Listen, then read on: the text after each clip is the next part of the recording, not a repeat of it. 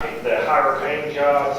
A big example of those clusters would be the Volkswagen company, companies like that that are large and well known.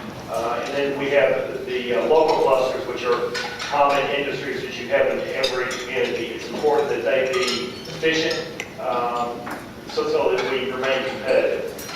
The metrics on how we measure these things are we look at how much venture capital is spent in each of these clusters, we look at average wage rates, and we obviously look at employment rates. Those are all indicators as to what kind of jobs we're going to be doing as a department. We look at these things every month. Early trends are very encouraging, but we're just getting started, so it's going to be 2 to 3 years before we're actually able to evaluate how good a job we're doing. But it is important to have some sense of measurement. That's a long way off, so it's hard to read that. But what I will try to go through over here.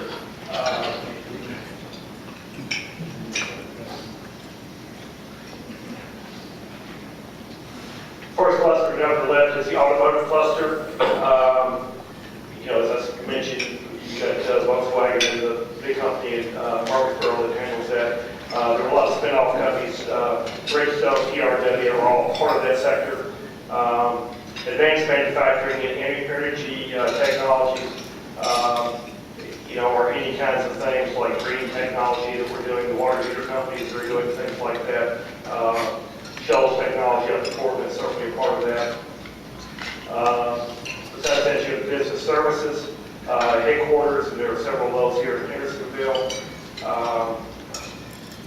You have transportation, logistics, and distribution services. The trucking companies were blessed to have, to be well located geographically here. We have I-40 and 65 nearby, so that all puts us in a good spot for those kinds of companies. Chemical production and plastics, there are several of those located in this area. And lastly, healthcare. In Nashville, you have the HCA and a lot of other companies like that. Locally, the Hendersonville Hospital is a major contributor to employment in the economy. So all those kind of spin off other jobs. Reducing business regulation.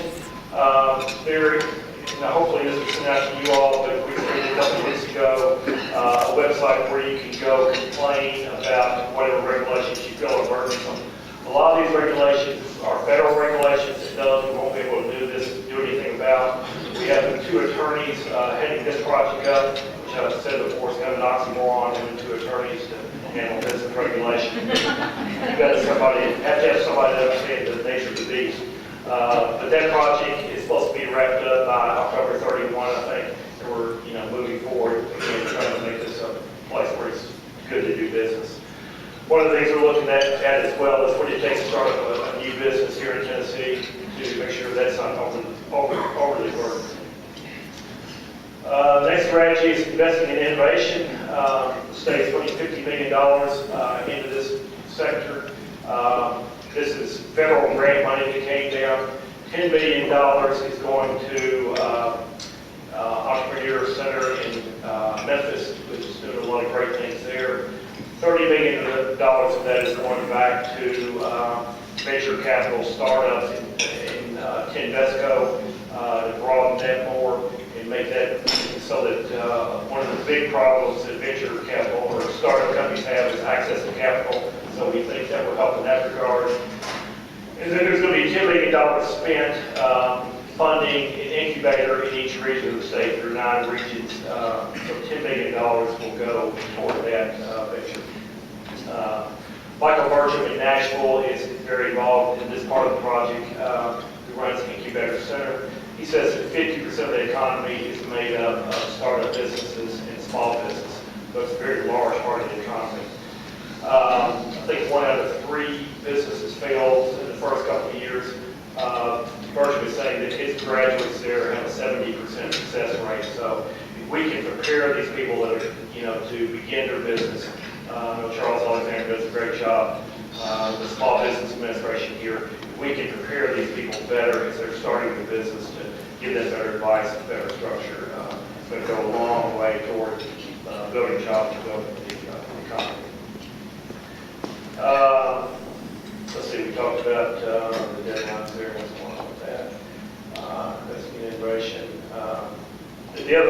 insight program is we want to bring these incubator teams together so that we share some of that job knowledge and positive energy that they're creating. There's also a lot of research done in the state. St. Jude's Hospital, Oak Ridge, Vanderbilt are three major research areas, and the governor wants to do a better job of leveraging that technology to become commercial. He's doing that through the TDDC and some other ways, and we think we can make better use of that. The entrepreneurships we talk about, and the investments at more than $30 million going back in the venture capital fund. The job space camps, there are 9 regions across the state. More than half of these people, my cohorts, are people that came out of private business, so I think they understand what it's like to deal with government. And I laugh when I go over and tell people that I work for the governor and I'm here to help you, because I've been on the other side of that fence for a long time, and I certainly appreciate people's feelings toward that.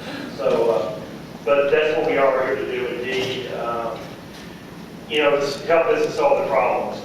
We've had some good success, so far to this point. We've dealt with people that, got issues, dealing with TDEC. We've had problems with people that are trying to get plant renovations done, with getting their licenses done, getting their licenses in place. And there's something different every day that you get a phone call about. The other things we get a lot of phone calls about are access to venture capital. We are not a bank, but as we go forward, we feel like that's part of helping create jobs, so we can do a better job directing those people toward sources of capital. We feel really good about that. This is our region. I think this is an old slide. This is Trail County. I think those here is chopped off of it, but they are indeed in our region. I have 3 people on my team. Jamari Brown, a young gentleman, Tennessee Martin graduate, understands all the programs in the state government very well. Charlie Lyons is an Hendersonville native. I think his father had a Christmas tree farm here. Worked for in the mayor's office for the city of Hendersonville, and also worked for Fort Sumner, so he brings a lot of talent and experience to the team. And Lori Shante is actually the one who has Sumner County, although we all work as a team. Charlie's been in Sumner County as much as Lori has. Lori is an 11-year veteran of state government. I think was the minority business director at one point in time. So I have a great team of people that they bring a lot of talent, and they do a good coverage for me. So I appreciate all their interest. Again, the intention is to have a one-stop shop for business problems, and we try to coordinate with other departments, build relationships so that we can help people when they call in and have a problem. We can't fix everything. We interface with revenue on a frequent basis, but so far we've got a good batting average, so we'll probably continue that. The things that we're trying to do, right now we're in the process of putting a strategic plan together, which is more or less accumulation of all the 13 different counties that we have out there, as well as the National Chamber, so that we're all saying the same thing out there. Business recruitment, we're still doing a lot of that. Leaving on a trip tomorrow to go to Chicago to talk to people up there. I think there's probably a misperception out there because the headline was with the new commissioner came in, that we slashed the department greatly. I think there were 160 people, and I think now there's less than 130. But what was cut out of economic development was we were doing a lot of local planning for a lot of rural counties and things, and it was the governor and the commissioner's belief that the state government should not be involved in local planning. It should be done on a local basis. So those reductions were made. We still have as many, I think we even have more people out doing the actual recruiting of new companies coming in Tennessee. The next thing that we are trying to do is do business expansion. I'll talk some more about that. But we're paying a lot more attention, I think, to existing business, which we just haven't done that before. It's not intended as a criticism, but certainly an opportunity that we think we can do better. The innovation piece we've already talked about. workforce development, we have a lot of people out there, that work in state government in workforce development. And as I've talked to several of you, and we've gotten a lot of comments, we've done a couple of roundtables with the governor. Did one here, I think, about a month ago.